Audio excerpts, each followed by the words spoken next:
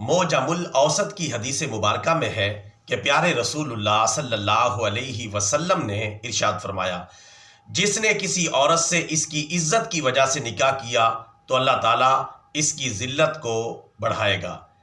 جس نے عورت کے مال و دولت کے لالچ کی وجہ سے نکاح کیا تو اللہ تعالیٰ اس کی غربت میں اضافہ کرے گا۔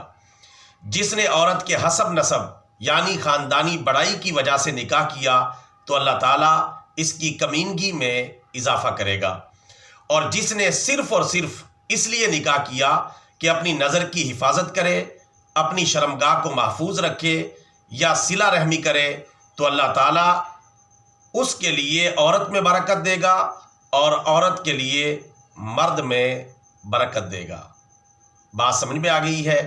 تو نکاح کو ان وجوہات کی بنا پر کریں جن وجوہات کو پیارے رسول اللہ صلی اللہ علیہ وسلم نے برکت کا باعث قرار دیا ہے، اور جن وجوہات کو پیارے رسول اللہ صلی اللہ علیہ وسلم نے بے برکتی کا سبب قرار دیا ہے ان وجوہات کی بنا پر نکاح نہ کریں۔ بطور صدقہ جاریہ channel subscribe, video like and share. جزاک اللہ خیرہ۔